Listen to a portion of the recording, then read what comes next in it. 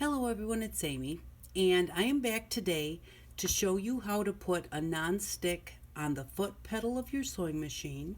This is for Frank. Frank asked for this way back when we originally did the sewing machine and wanted to see how it actually works. And so sometimes when you have your sewing machine and you go to push down on your pedal, the pedal moves.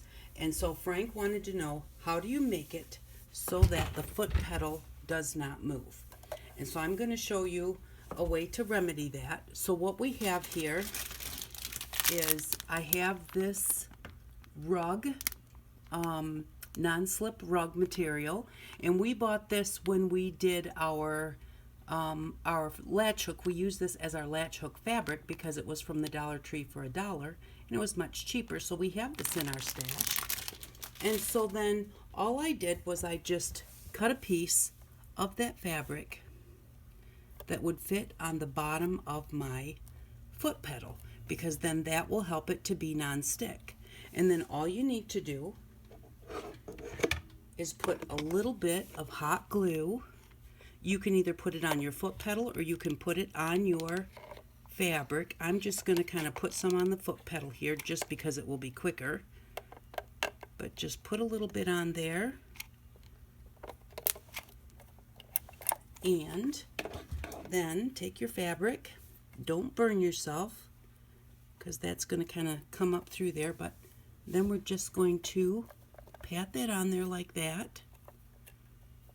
Make sure that we get good adhesion, and then let that hot glue dry.